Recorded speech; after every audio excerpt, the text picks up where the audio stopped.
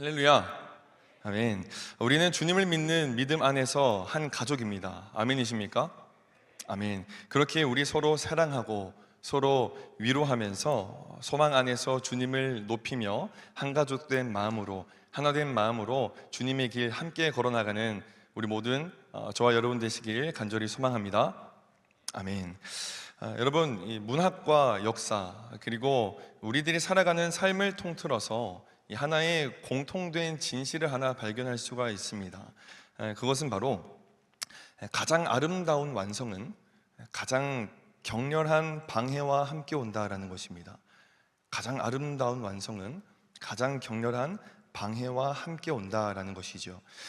여러분, 셰익스피어의 작품 리어 왕에서는 이 리어 왕이 재산 분배를 하기 전과 후의 모습이 다른 그 딸들의 모습을 통해서 이 진짜 사랑이 무엇인지 모르고 있다가 이 리어 왕이 모든 권력과 사랑을 잃고 비로소 죽음 직전에 가서야 이 막내딸을 통하여서 진정한 사랑이 무엇인지 깨닫게 됩니다. 가장 강력했던 왕은 가장 처참히 무너진 그 삶의 끝자리에 가서야 이 사랑과 진실을 보게 된다라는 것이죠. 여러분, 역사에서도 마찬가지입니다. 여러분, 미국의 독립전쟁을 바라보고 있으면 여러분, 독립이 거의 확정된 순간에도 요크타운 전쟁이라는 이 가장 치열하고 처절한 싸움을 치렀어야 했었습니다. 여러분, 우리의 역사를 바라보면 어떤가요? 우리 민족의 3.1 운동도 마찬가지죠. 수많은 사람들이 길거리에 나와서 대한민국 만세 독립을 외쳤지만 그 외침 직후 가장 혹독한 탄압과 가장 혹독한 그 숭고한 피해의 희생을 치렀어야 했다라는 겁니다.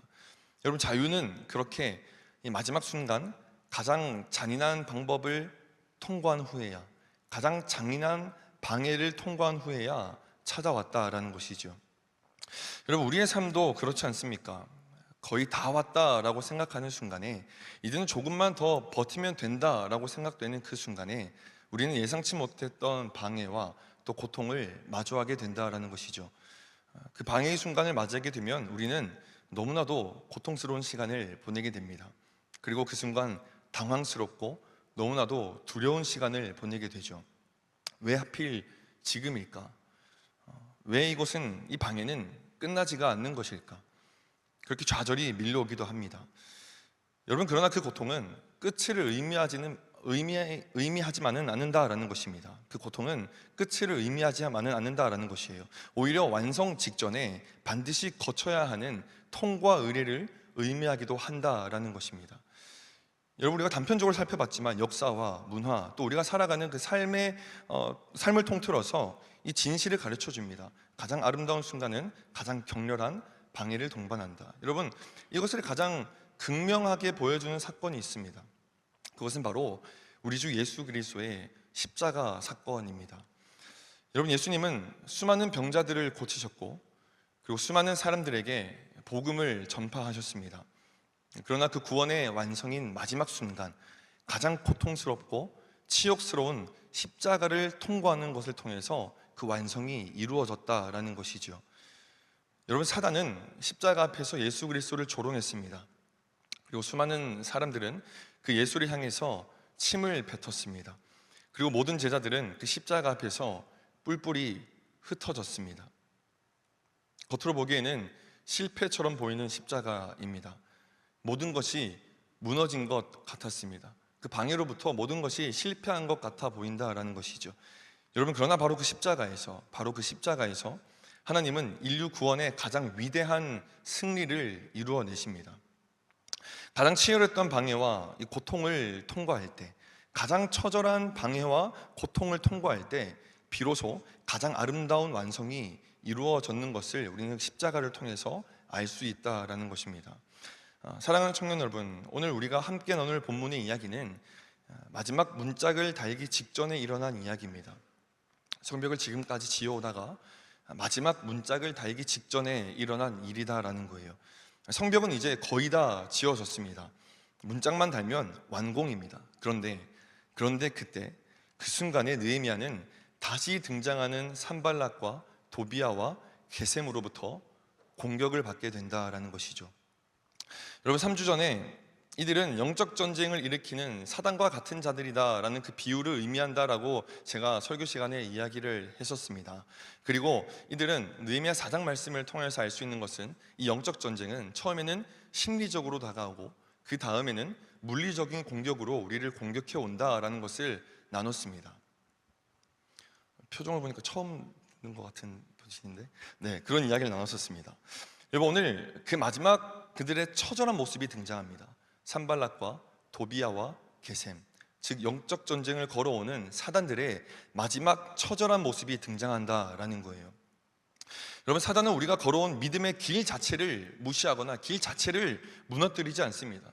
사단이 우리를 무너뜨리려고 하는 것은 그 길 자체가 아니라 그 길을 완성하려는 그 마지막을 집요하게 반응한다라는 겁니다. 왜냐하면 그 마지막이 모든 것을 바꾸어 놓기 때문입니다. 그 마지막 하나가 그 모든 것들을, 그 판도를 바꾸어 놓기 때문입니다. 여러분, 느헤미야가 마지막 순간에 방해받은 세 가지를 오늘 말씀을 통해서 함께 살펴볼 것입니다. 어쩌면 오늘날 우리의 삶 가운데도 일어나고 있는 이 영적 방해를 믿음으로 이기겠노라 결단하며 나아가시는 저와 여러분 되시길 간절히 소망합니다. 첫 번째 사단의 방해는, 사단은 그 마지막 순간의 때에 애매한 중간지대로 유혹한다라는 것입니다. 사단은 애매한 중간지대로 우리를 유혹한다라는 거예요. 오늘 본문 2절 말씀 우리 한 목소리로 읽도록 하겠습니다. 함께 읽겠습니다. 시작. 산발락과 게셈이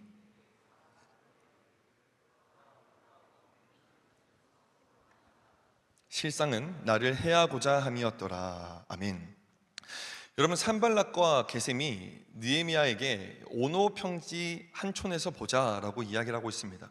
즉 쉽게 말하면 우리 대화로 풀자라고 이야기를 하고 있는 겁니다. 내가 지금까지 너를 방해했고, 내가 지금까지 너를 괴롭혔고, 내가 너를 지금까지 심리적으로 건드렸고, 내가 지금 너에게 물리적으로도 건드렸는데 내가 그거 다 미안하고 이제는 우리 한번 대화로 잘 풀어보고 잘 지내보자라고 이야기를 하고 있다라는 거예요. 여러분, 이 이야기를 들은 느헤미야의 입장에서 보면 이 오노 평지로 나오라는 이 산발락과 도비야의 말은 제법 구미가 당기는 말이었습니다. 지금까지 방해를 했을지라도 앞으로 성벽을 완공하고 나서 이곳에서 함께 살아갈 것을 생각하면 이들은 막강한 힘을 가지고 있었기 때문에 좋은 관계를 유지해서 나쁠 것이 전혀 없는 존재들이다라는 것이죠. 그러나 여러분, 이 오노 평지라는 지역의 위치에서 우리는 이것이 정말 화해의 협상이 아니라 오히려 우리에게 독을 주고 있다는 것을 알 수 있습니다. 느헤미야도 이 오노 평지라는 단어 때문에 그곳에 나가지 않았다라는 것이죠. 여러분, 오노 평지가 어디 있냐면 이 유다와 사마리아의 중간 지점에 있습니다. 애매한 곳입니다. 명확히 적진도 아니고 그렇다고 해서 우리의 땅도 아니다라는 거예요. 언제나 사단은 우리를 이러한 중간 지대, 회색 지대, 애매한 지대로 우리를 부른다라는 것입니다. 사단은 지금도 우리를 이러한 자리로 끌어내려고 합니다. 꼭 그렇게 열심히 살아가야 하냐? 꼭 그렇게 열심히 신앙생활을 해야 하냐? 적당히 믿어도 괜찮지 않냐? 쉬엄쉬엄 해도 나쁠 것이 하나도 없지 않냐? 세상도 조금 즐기면서 살아야 되지 않겠냐? 야, 문화도 즐기면서 살아야 되지 않겠냐? 라고 이야기를 한다라는 것입니다.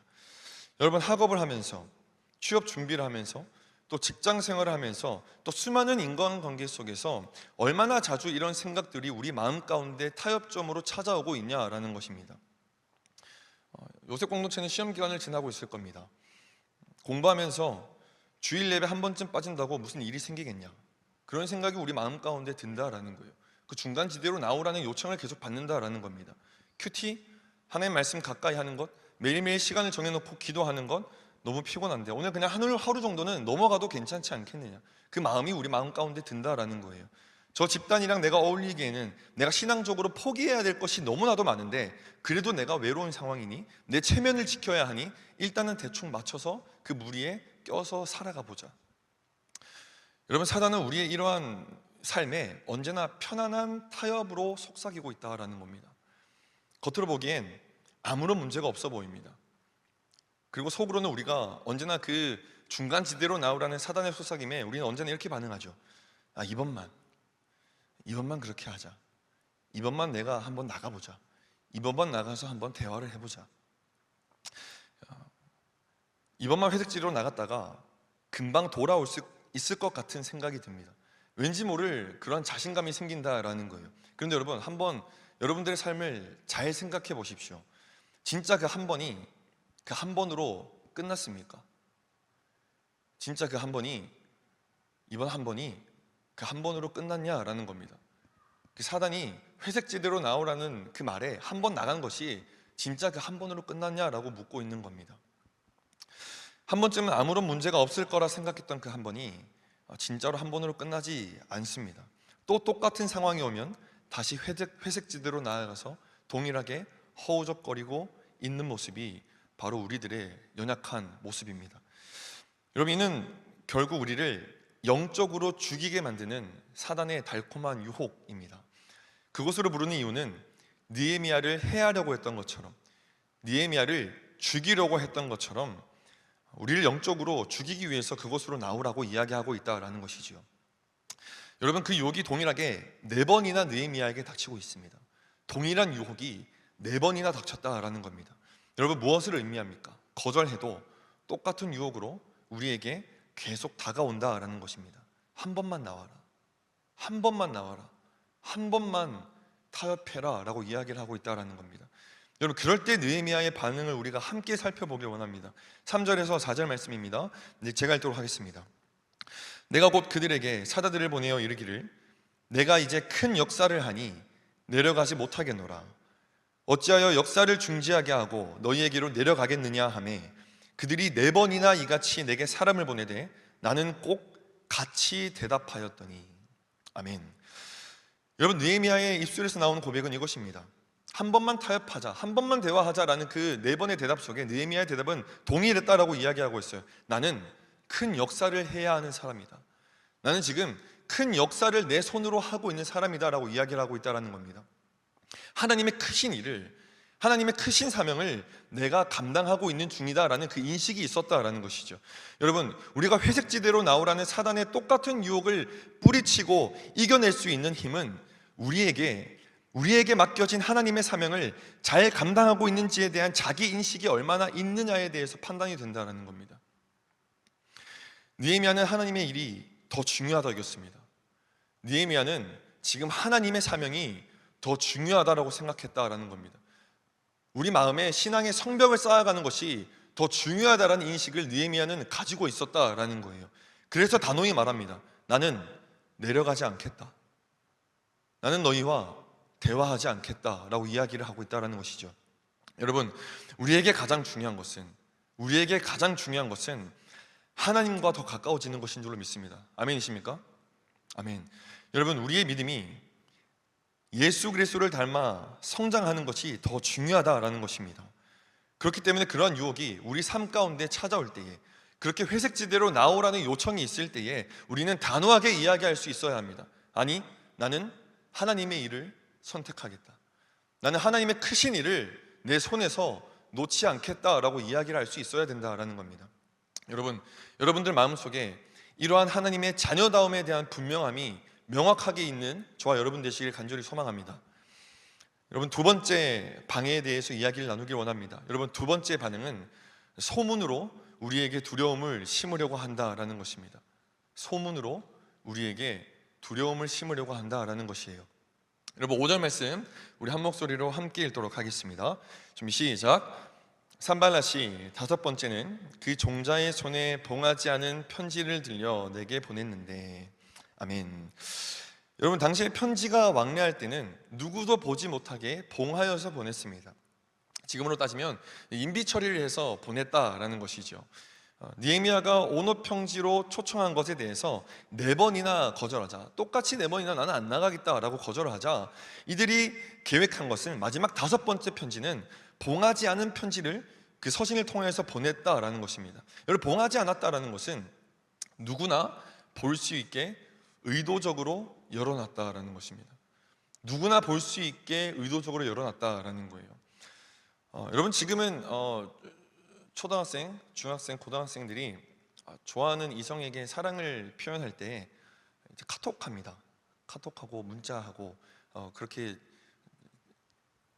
직진을 하는데, 제가 초등학생, 중학생 때까지만 해도 이 좋아하는 아이한테 그 조그마한 쪽지에다가 이 연애 편지 같은 거를 마음을 적어서 이 전달해 달라 그랬어요. 그러니까 직접 전달하는 것도 아니고 전달해 줄래? 그래서 이제 내가 비둘기가 되어서 이제 가서 전달을 했죠.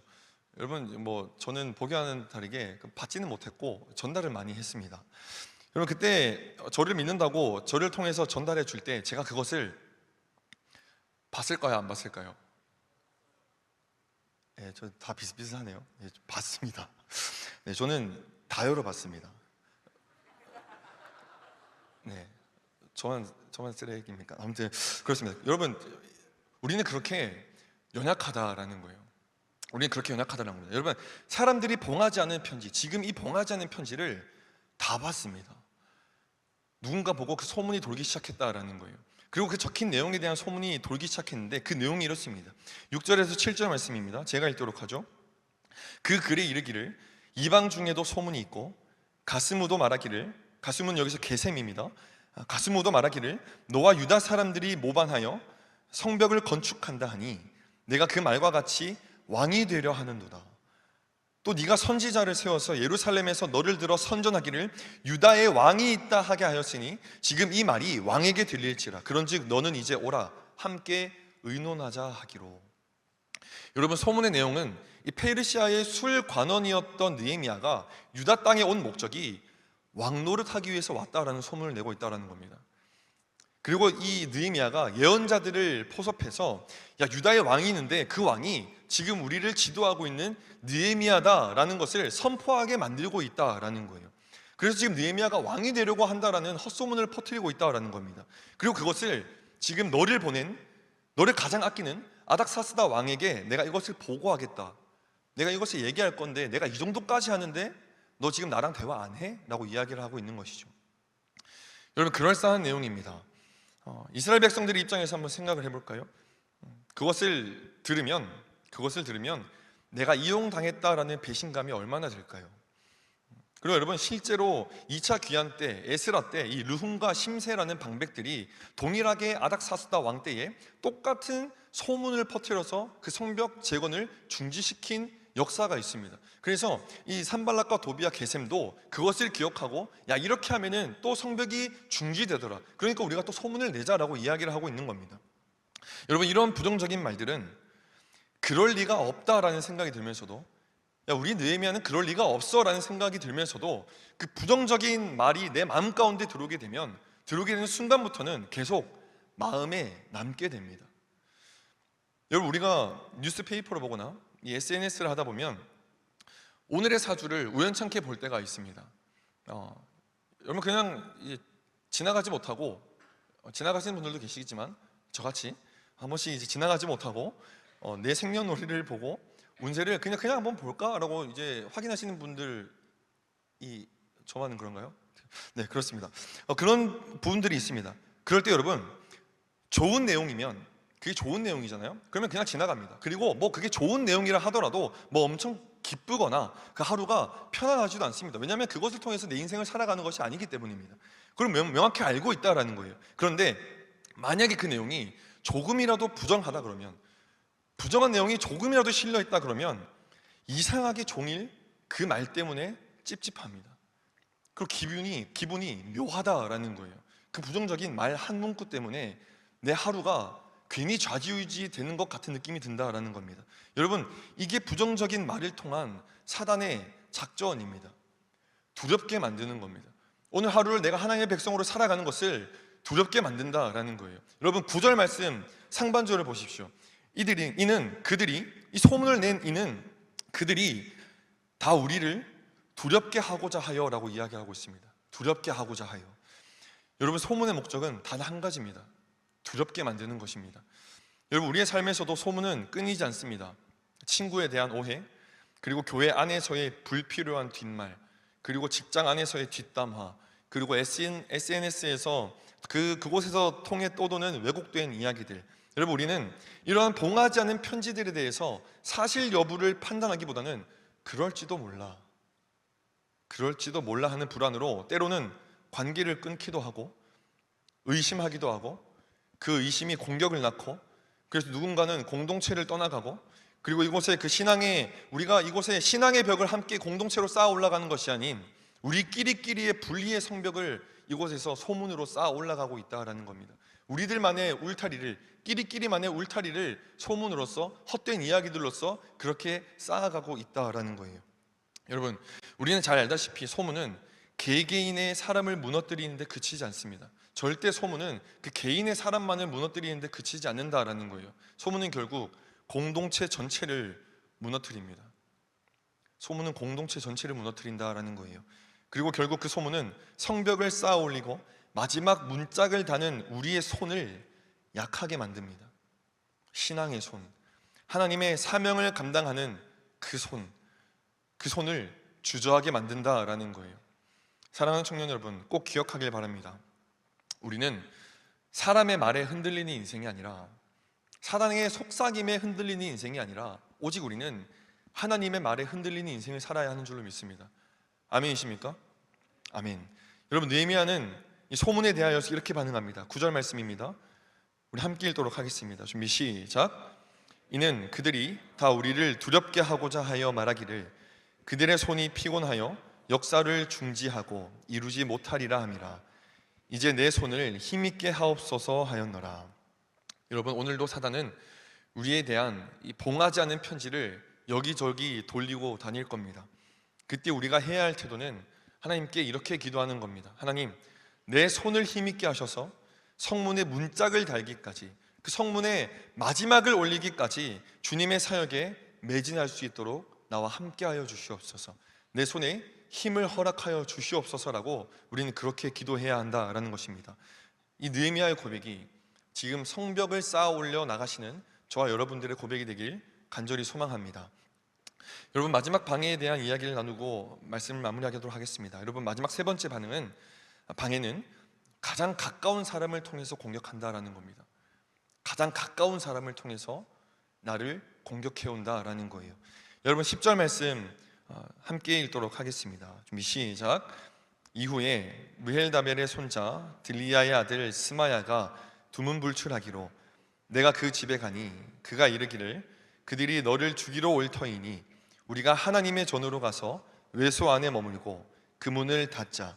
저들이 반드시 밤에 와서 너를 죽이리라 하기로. 아멘. 여러분, 스마야라는 인물이 등장합니다. 스마야라는 인물이 등장해요. 여러분, 스마야라는 인물이 두문불출하자, 그러니까 집 밖으로 나오지 않자 느헤미야가 직접 그 집으로 궁금해서 찾아갑니다.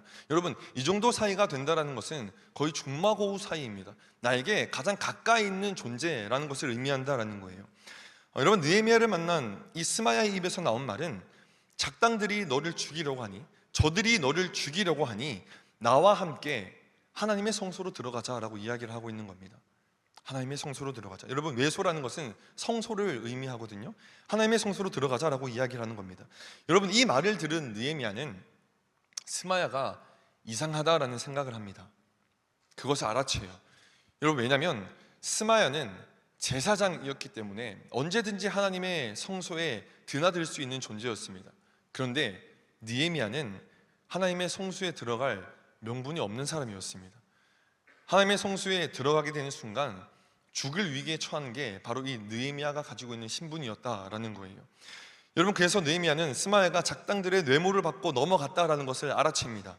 사단이 뇌물로 가장 가까이 있는 사람을 이용하는 이유도 마찬가지입니다. 그 이유 또한 이 소문과 마찬가지로 13절에 명확히 나와 있습니다. 13절 상반절입니다. 제가 읽도록 하죠. 그들이 뇌물을 준 까닭은 나를 두렵게 하고, 그들이 나에게 가장 가까이 있는 사람을 뇌물을 통하여서 흔들리게 하는 것도 나를 두렵게 하고자 한다라는 것입니다. 내가 하나님의 자녀로서 성장하는 것을 막고 싶어 한다라는 것입니다. 그것이 되는 것이 두려움을 심어주는 것이다 라는 겁니다. 여러분, 가장 가까운 사람에게서 상처받은 경험 우리들도 한 번쯤은 있습니다. 가장 친한 친구가 뒤에서 나를 험담했을 때, 믿었던 사역 팀원이 나를 배신했을 때, 내가 가장 아낀다 생각했고 가장 가까이 있다 생각했고 나의 간증을 같이 나눴고 그랬던 셀원이 나를 배신했을 때, 그들이 나를 실망시켰을 때, 여러분, 가장 가까이 있는 친구들로부터, 가장 가까이 있는 사람들로부터 받는 아픔과 상처는 다른 이들이 주는 아픔과 상처보다 더 치명적이고 더 깊고 더 아프게 파고듭니다. 여러분, 이것을 통해서 알 수 있는 것이 무엇입니까? 인간은 그리 강직하거나 인간은 의롭지 못한 존재다라는 것입니다. 여러분, 우리가 의롭다라고 얘기하는 것은 우리 스스로가 잘나서 의로워지는 것이 아니라 우리가 예수 그리스도를 믿는 믿음으로 예수 그리스도로 의하여서 우리가 의롭다 칭함을 받는 것이지 우리 자체가 의로운 것은 아닙니다. 여러분, 자기에게 유익이 되고 뇌물과 같은 물질이 조금이라도 개입하면 언제든지 배신할 수 있는 게 우리입니다. 오래 쌓아왔던 공든탑도 한순간 무너지는 게 인간관계라는 것입니다. 여러분, 예수님의 측근이었던 가룟 유다를 보면 이 모든 것이 증명되지요. 베드로만 봐도 모든 것이 증명됩니다.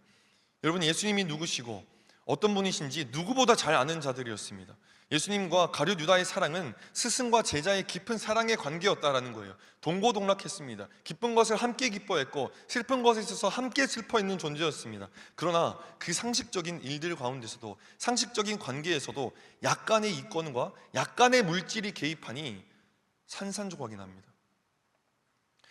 여러분, 사단은 우리의 마지막 영적 성장 가운데, 우리가 예수 그리스도의 인격을 닮아 성장하는 과정 가운데 이처럼 모든 수단을 사용해서 방해합니다. 마지막 말씀처럼 내가 가장 사랑하는 사람, 내가 가장 신뢰하는 사람까지 이용해서 우리를 쥐흔들려고 한다라는 것입니다. 그렇게 우리는 미리 알아야 합니다. 여러분, 사람은 사랑의 대상이지 신앙과 믿음의 대상은 아니다라는 것입니다. 여러분, 제가 지금 이렇게 얘기하는 것은 사람을 무조건 의심하면서 살아가라, 그것을 의미하는 것이 아닙니다. 우리가 100% 신앙적으로 믿음으로 신뢰할 수 있는 분은 오직 하나님 한 분이라는 것입니다. 여러분, 느헤미야는 무엇보다 하나님 말씀을 붙잡았습니다. 성소에는 제사장만이 들어가야 한다라는 하나님의 말씀을 붙잡았습니다. 그 말씀을 붙잡았기 때문에, 그 말씀에 깨어 있었기 때문에 자신의 목에 칼이 들어와도 말도 안 되는 상황이 일어났다 하더라도 옳은 것을 선택할 수 있었고 옳은 생각을 할 수 있었고 그 손에서 벽돌을 놓지 않을 수 있었다라는 겁니다. 사랑하는 청년 여러분, 가장 가까운 사람을 통해서도 언제든지 시험이 찾아올 수 있습니다. 그러나 말씀 위에 서 있는 사람은, 기억하십시오, 말씀 위에 서 있는 사람은 결코 넘어지지 않습니다.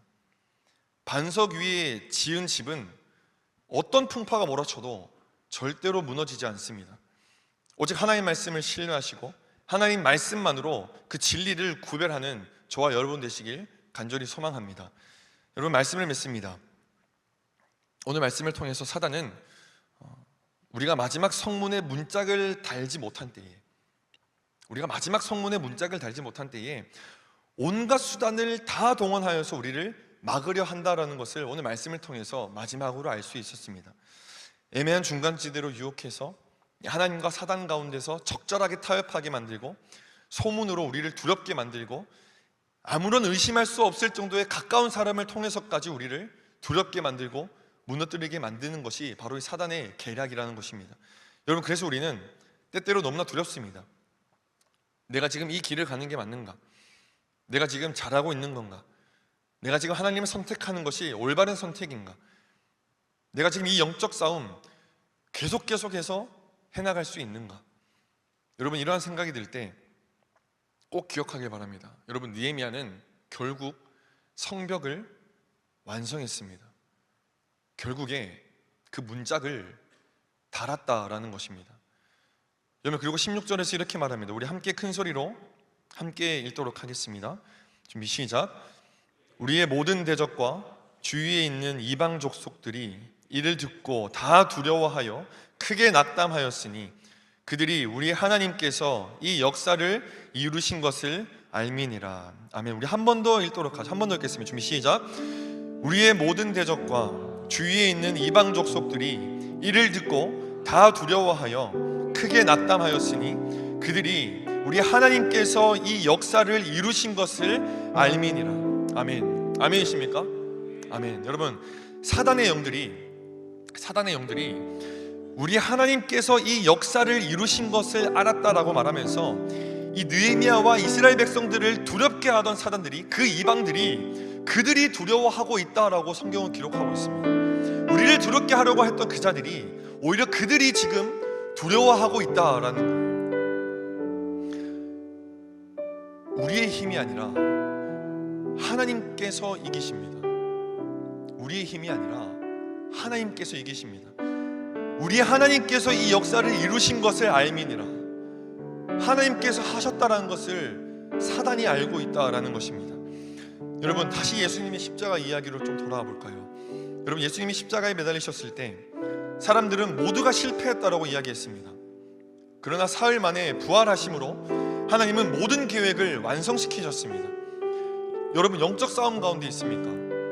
치열한 영적 싸움 가운데 계신 분 있습니까? 여러분, 우리는 이미 승리한 싸움을 싸우고 있습니다. 아멘이십니까? 우리의 그 영적 싸움은 질 확률이 있는 것이 아니라 무조건 100% 이기는 싸움을 하고 있다라는 것입니다. 왜냐하면 우리 그 부활의 생명이 우리 안에 있기 때문입니다. 그 부활의 생명이, 그 승리의 생명이 우리 마음 가운데 있기 때문입니다. 사망 권세를 이기신 분이 우리 안에 계시기에 우리는 이미 승리할 수밖에 없는 싸움을 싸우고 있다라는 것입니다. 여러분, 이 얘기하고 찬양 가운데로 가기 원합니다. 마치 이런 것과 같습니다. 여러분, 올림픽을 한번 생각해 보죠. 우리가 올림픽을 집에서 보고 있다라고 생각하면, 여러분, 우리나라 경기를 볼 때 얼마나 손에 땀을 쥐고 그 경기를 봅니까? 그리고 그 경기가 승리하게 되면 정말 기쁩니다. 그리고 그 다음에 방송국에서 해주는 일들이 뭐냐면 바로 그 경기를 하이라이트가 아니라 있는 그대로 다시 재방송해 줍니다. 그리고 다음날 또 재방송해 주고, 그리고 올림픽이 끝났을 때도 또 재방송을 해서 계속해서 그 우리나라의 경기, 금메달 땄던 그 경기를 보여준다라는 것이죠. 여러분, 혹시 이 자리 가운데 그 재방송되는 경기를 보면서 손에 땀을 쥐면서 경기를 보는 사람이 있습니까? 재방송을 보면서 손에 땀을 쥐면서 경기를 보는 사람이 있냐라는 겁니다. 지는 것을 걱정하면서 그 경기를 보는 사람이 있냐라는 겁니다. 여러분, 그렇게 긴장하면서 보지 않습니다. 왜 그렇습니까? 이미 그 경기는 이겼기 때문입니다. 이미 그 경기는 이겼기 때문입니다. 아무리 점수가 우리나라가 뒤처진다 하더라도 우리의 마음은 불안한 것이 아니라 평안합니다. 자신감이 넘칩니다. 왜 그렇습니까? 이미 이겼기 때문입니다. 누가 이길지 이미 알고 있기 때문에, 여러분, 십자가 사건을 통해서, 부활의 사건을 통해서 우리에게 알려주고 있습니다. 우리는 결국 이긴 자들입니다. 아멘이십니까? 이미 우리는 이긴 자들입니다. 여러분, 그렇기 때문에 그들의 온갖 방법을 통해서 우리에게 두려움을 주입하려고 할 것입니다. 그러나 우리는 치열한 영적 싸움에서 그렇기 때문에 우리는 두려워할 이유가 없습니다. 다른 것을 선택할 이유가 조금도 없습니다. 우리는 이미 이긴 경기를 하고 있기 때문입니다. 여러분, 그러므로 끝까지 성문의 문짝을 다시길 바랍니다. 아멘이십니까? 확신을 가지고 주님 만날 그날까지 그 승리의 영적 싸움을 해나가시는 저와 여러분 되시길 간절히 소망합니다. 하나님이 우리와 함께 하시고 결국 이기게 하실 것입니다. 우리 함께 찬양하면서 기도의 자리로 나아가도록 하겠습니다.